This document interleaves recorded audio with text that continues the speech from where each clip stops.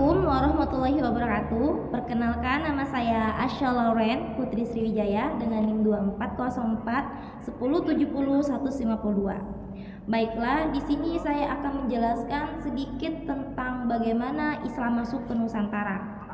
Ada banyak teori yang menjelaskan Islam masuk ke Nusantara, salah satunya yakni melalui jalur perdagangan yang terjadi pada abad ke-7 sampai ke-11 Masehi. Para pedagang Arab, Persia, Gujarat ataupun India berdagang sambil menyebarkan agama Islam. Islam pada saat itu belum menyebar secara luas, tetapi masih hanya sebatas komunitas pedagang muslim di kota pesisir pelabuhan.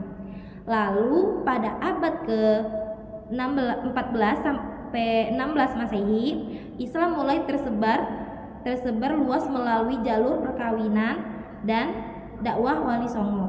Baiklah, di sini saya akan menjelaskan sedikit tentang Wali Songo. Wali Songo adalah 9 wali yang mana mereka mencintai dan dicintai oleh Allah. Mereka merupakan para intelektual muslim yang menjalin pembaharuan Islam, yang mana pada saat itu masyarakat sangat kental akan agama animisme, Hindu dan Buddha. Metode dakwah yang digunakan Wali Songo, mereka menggunakan pendekatan kemasyarakatan seperti pendidikan, kesenian, pesantren, tradisi, ekonomi, politik ataupun pemerintah. Adapun nama-nama Wali Songo, yakni yang pertama adalah Sunan Gresik yang bernama asli Maulana Malik Ibrahim, yang kedua adalah Sunan Ampel yang bernama Raden Rahmat, yang ketiga adalah Sunan Bonang yang bernama Raden Makdum Ibrahim, yang keempat adalah Sunan Derajat yang bernama Raden Syarifuddin, dan yang kelima adalah Sunan Giri yang bernama asli Raden Paku. Sedangkan Sunan Kalijaga bernama Jaka Said, Sunan Gunung Muria bernama Raden Umar Syahid, dan Sunan Kudus bernama Jafar Sodik. Dan yang terakhir adalah Sunan Gunung Jati yang bernama Syarif Hidayatullah.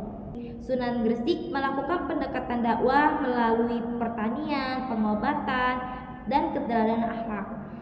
Sunan Ampel menekankan tentang pendidikan pesantren dan mohlimo. Adapun Sunan Bonang dan Kalijaga melakukan pendekatan melalui kesenian seperti gamelan, tembang ataupun wayang yang dilapisi dengan nilai-nilai keagamaan Islam.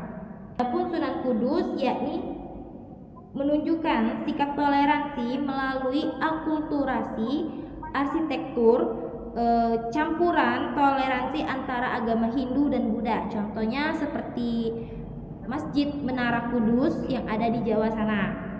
Adapun Sunan Derajat yakni menekankan kesejahteraan rakyat, sosial dan pemberdayaan ekonomi. Sedangkan Sunan Muria melakukan pendekatan kepada rakyat kecil, yang mana pendekatan tersebut melalui tradisi lokal. Adapun Sunan Gunung Jati yakni melakukan dakwah dengan kepemimpinan dan masuk ke dalam ruang lingkup politik.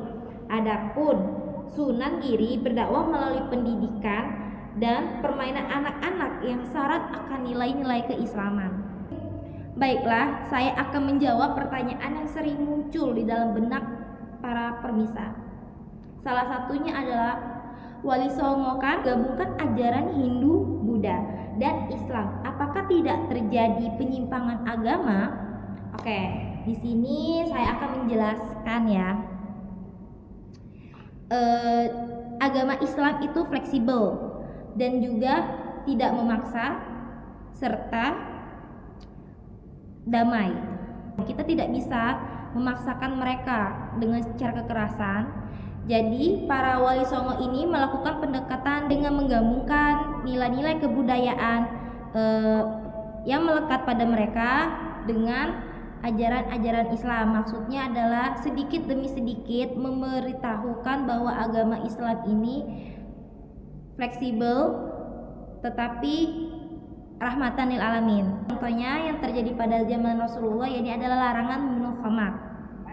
Pada awalnya khamar ini tidak dilarang, Tapi perintah larangan ini diturunkan secara bertahap.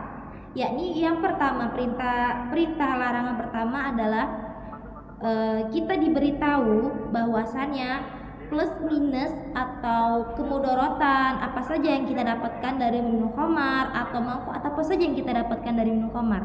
Kita disuruh berpikir banyakkan manfaatnya atau itu kemudorotannya. Lalu turunlah perintah kedua, yakni larangan untuk sholat pada orang yang meminum khamar. Kita dilarang sholat ketika kita sedang mabuk. Dan yang terakhir adalah larangan tegas bahwa khamar itu haram, menjelaskan bahwasannya hukum khamar itu mutlak haram. Nah, seperti itulah Wali Songo juga melakukan pendekatannya secara sedikit demi sedikit. Mungkin sekian penjelasan singkat dari saya. Jikalau ada kata yang salah, itu berasal dari saya. Unzur mangkola wala tanzur mangkola. Sekian dan terima kasih. Wassalamualaikum warahmatullahi wabarakatuh.